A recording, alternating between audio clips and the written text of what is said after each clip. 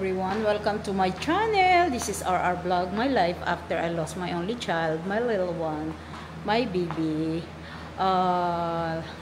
Today is we have a big event.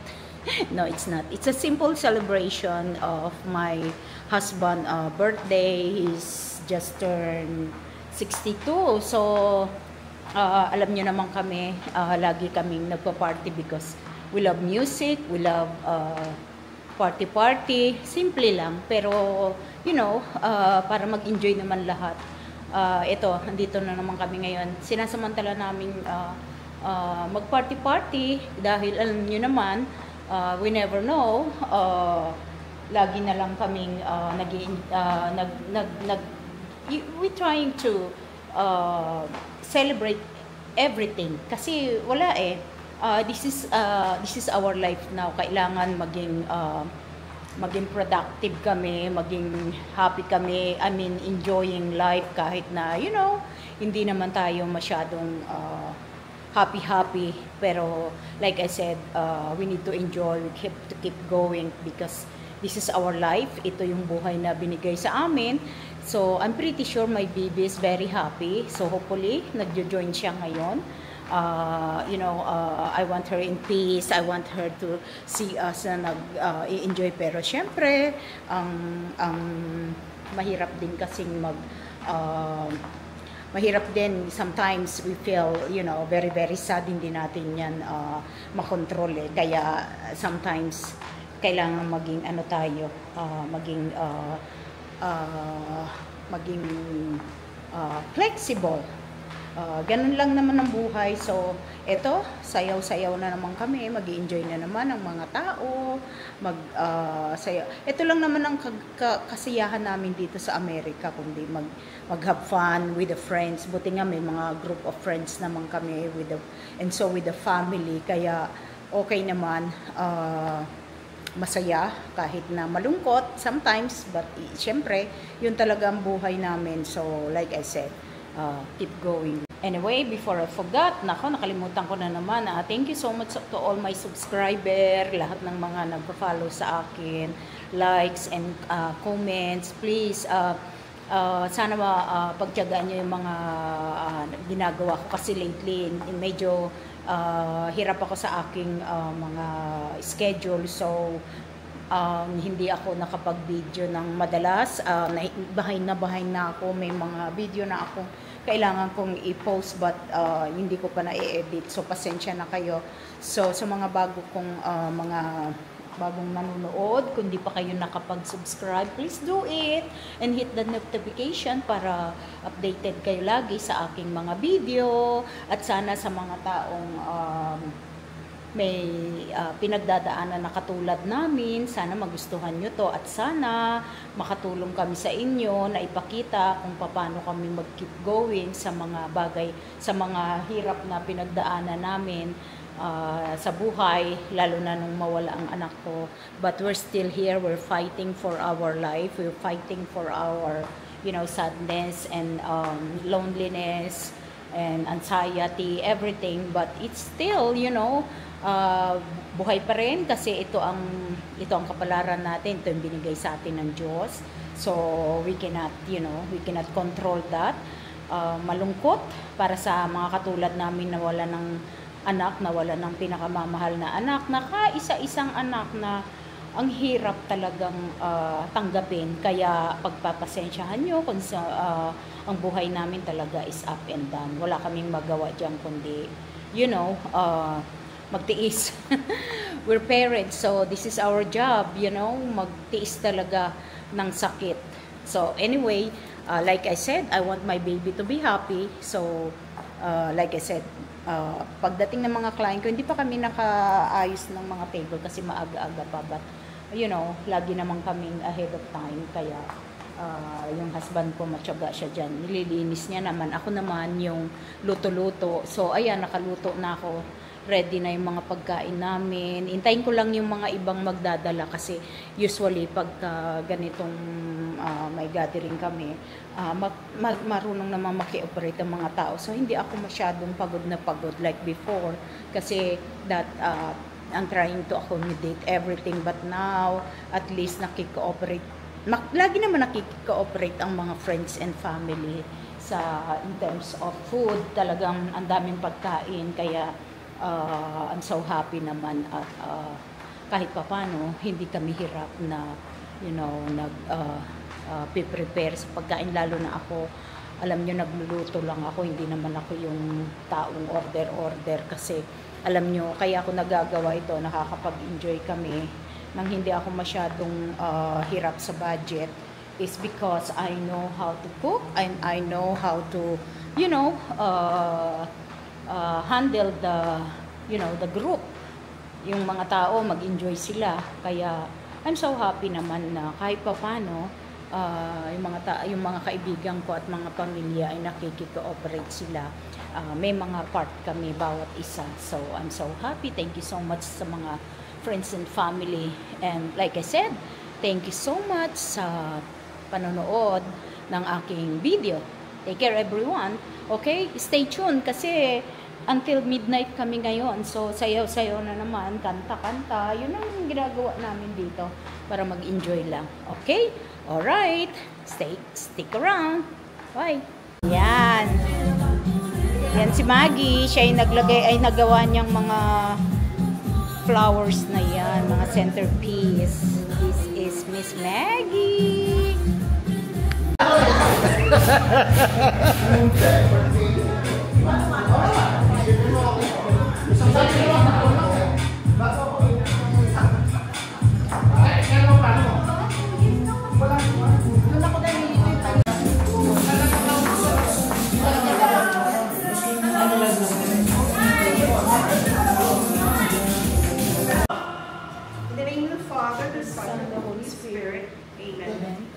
Dear Lord, we thank you for this food and for the joy of celebrating my brother's birthday, Loreno. We are grateful for all that we have, and we remember those who are less fortunate. May we be mindful of their needs and share your love with them. Bless this food and bless my brother on his special day. I'm sorry if you're not Catholic, here goes. Bless us, O Lord, and these thy gifts, which we are about to receive from thy bounty, through Christ our Lord. Amen. Father, Son, and Holy Spirit. Amen. Bon appetit! Happy birthday! Happy birthday! Thanks for coming! Sino? Si ate? Si Ruda ni Larry. Yan ang bunso sa babae. Ay, si Anne. Happy birthday! Happy birthday! Pangalawang, sinundan nila. Sa bunso. Ano lang sa yuta? Latari. Happy birthday to you! Happy birthday! Happy birthday! Happy birthday to you! Happy birthday! Yay! Woo! So guys, that's my sister-in-law. Siya nag-pray. That's Ate Cleope from Utah. Thank you so much for coming. And that's my friend Aida. Yan yung mga bisita natin. Lahat, like I said, lahat ng mga kaibigan naman, they're always certain. Kaya masaya naman. Lagi namang masaya yung aming party. So that's my hobby. Sabi ko sa kanya, mag-thank you. Alam mo naman yan, masyadong shy yan sa camera. Kaya. But at least, he's happy kasi meron siyang surprise. And then yung kanyang sister, kahit pa paano, masarap din yung meron kang unexpected. At least nagkakaroon ka ng excitement sa buhay. Kasi wala na, hindi na kami na-excite. Although ginagawa pa rin namin lahat ng mga bagay na ito for the sake na ma-enjoy ang lahat ng occasion. So, I'm so happy and we're so blessed na, they are very cooperative, mababait silang tao, mababait ang friends namin na at least, laging nandyan. So, I'm so happy. Lahat kami nag-enjoy dito sa party na ito. Lahat may contribution, lahat kahit pa paano nag-share sila ng food, kaya madali lang ang pagpa-party kung lahat nakikipag-cooperate. Yan yung mga kaibigan namin yan, babait, ang kulit-kulit ko, no. Iba ang ano ko iba ang personality ko pag that's Miss Perlita, yan, mabait yung kaibigan yan. Kahit nalasing kaya, no, joke lang. Mabait yan, kahit pa paano, kahit mahiyain yan, andyan pa rin. So, I'm so happy. Okay, that's the game. Yan yung kaibigan namin. This is one of our ako sa pamangkin sa side ng husband ko. Every time sa surprise kami na show up. So, I'm so glad that she's doing fine. She looks okay.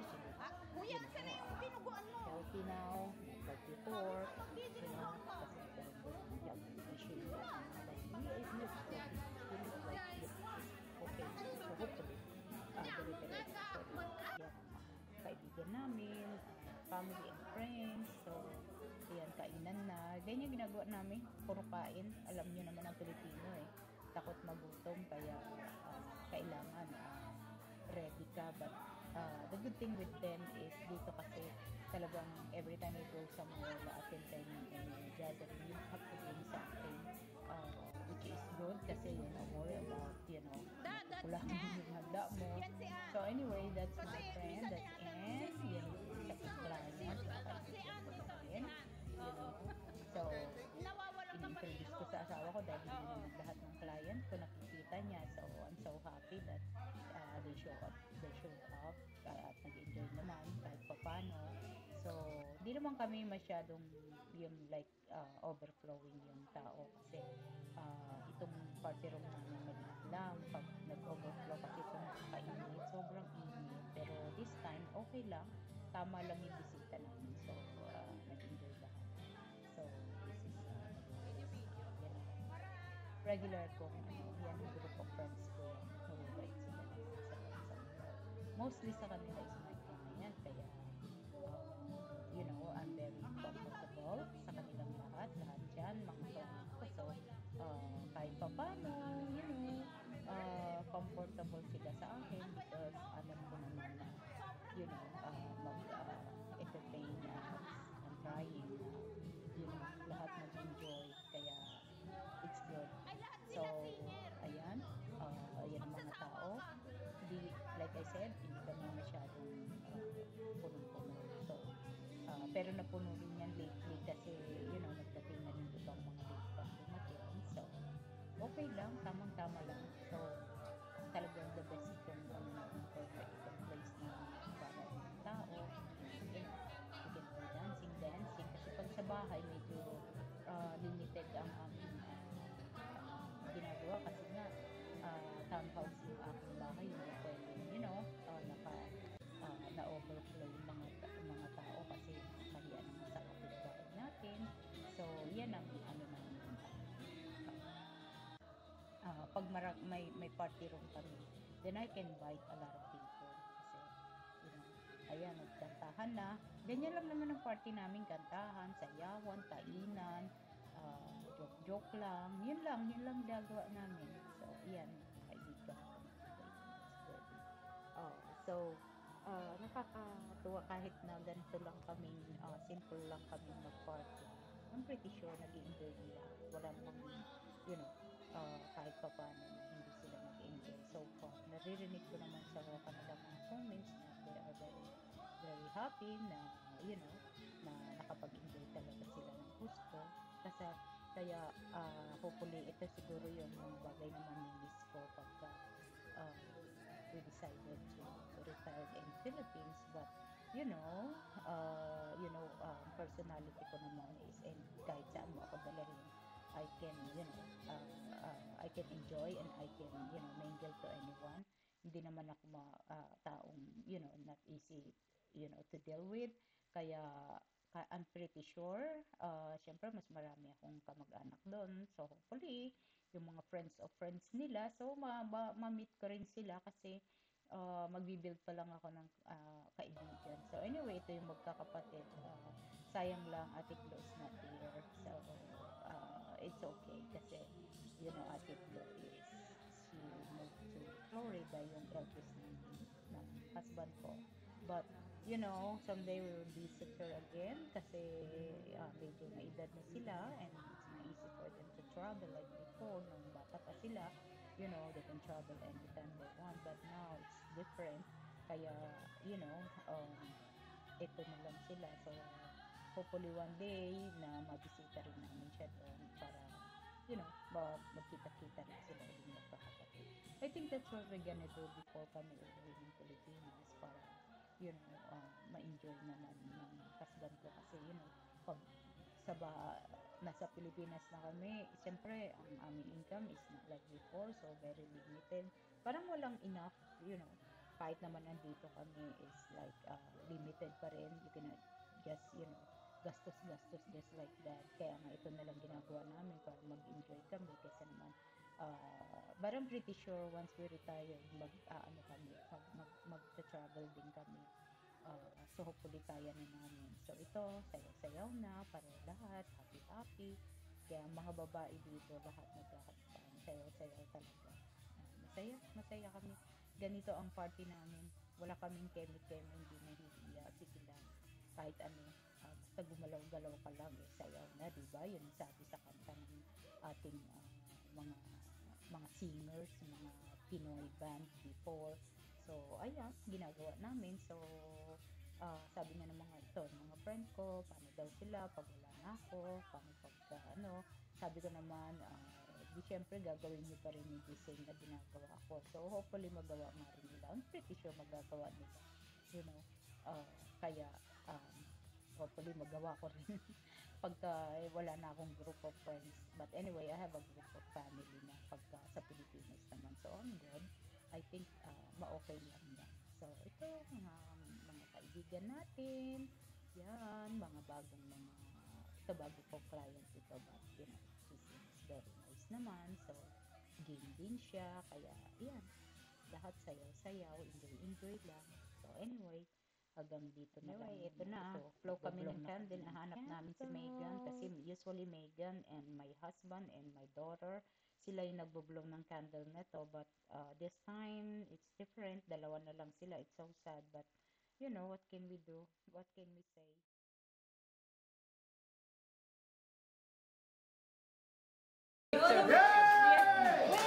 Hold it, okay, guys? Usually, tatlo silang nagbo-blow ng candle. My bibe. She's my bibe. She's my bibe. Oh, one more time, one more time. One more time. Birthday to you. Oh my God.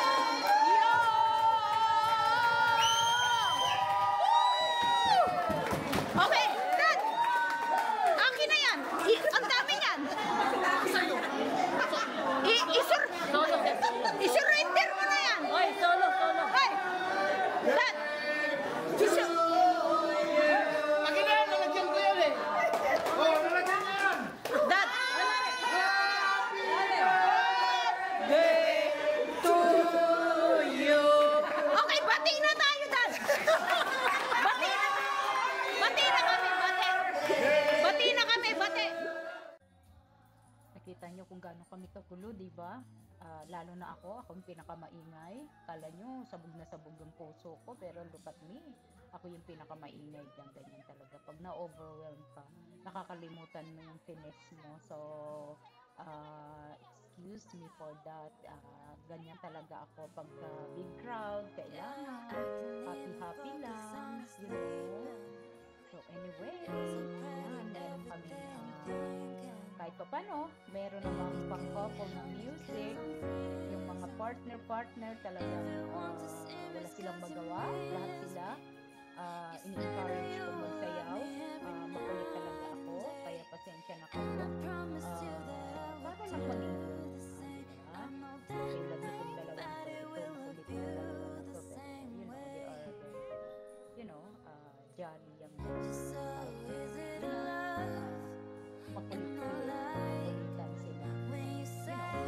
sometimes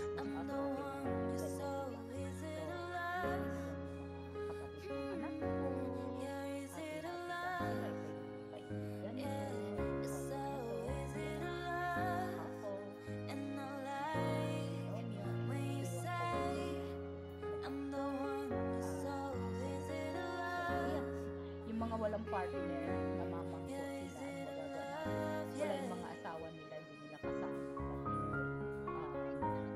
May mga asawa naman yan, kaya lang sometimes, hindi naman lahat ng lalaki ay they are willing to join with, you know, this type of crowd. So, or maybe they are busy too, marami din sila nagtatrabaho din, kahit weekend kasi dito sometimes working. Kaya, I'm so happy na ang schedule namin at least ang weekend is we're off. So, lagi as my regular bisita sa party. Everybody they're all there na lagi,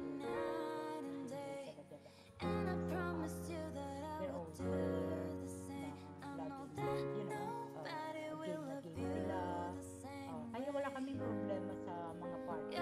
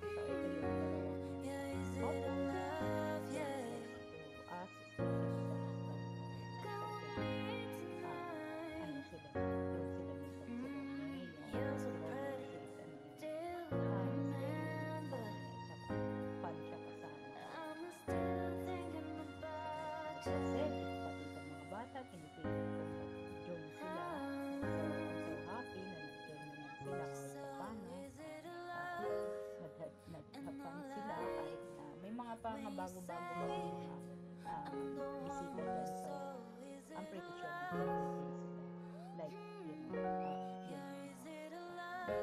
friend ko.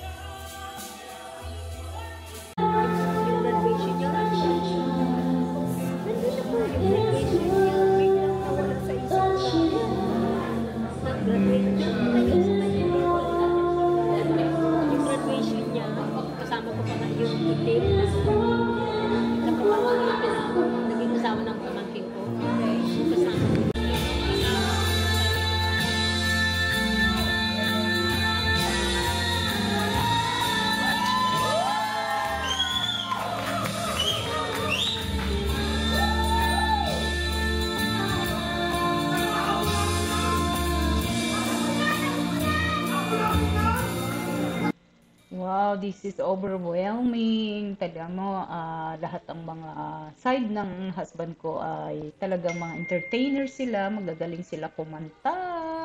Ito yung apo na namin to sa pamangkin. This is Sue's daughter. This is Danica. Oh my God, I can't believe. Ang laki-laki na ng bata na ito. Look, maganda rin ang boses like mommy. Kaya, we are so proud sa mga bata na ito. Talagang very sila, very talented, matatalino, mababait. Parang parang anak ko, talagang tuwang-tuwa ako sa anak ko. Talagang my baby is, naaalala ko talaga.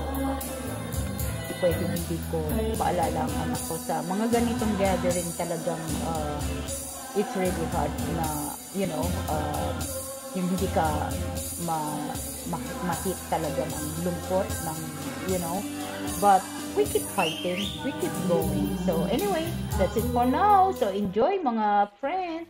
Ito na yung final namin. At least yan yung mga handa namin. Yan, mga taong nagdala ng mga dessert. Mostly the dessert is galing sa mga bisita. I'm so happy talaga. Thank you so much. Till next again. Sana nag-enjoy kayo dito sa video na to. Ito yung mga clipping ng mga friend ko, friend namin, mga kamag-anak, pamilya. Thank you so much sa inyong pagdalo at sa mga nanonood nito. Maraming salamat. Don't forget to like, comments, and please subscribe sa mga taong baguhan. Sana mag-subscribe. Okay. Till next again. Hope to see you again next video. Take care everyone, and God bless us all. Take care and have a wonderful day. I love you all. Please comments below and hit the notifications pag sa mga lahat ng nagsasubscribe. Okay? Bye!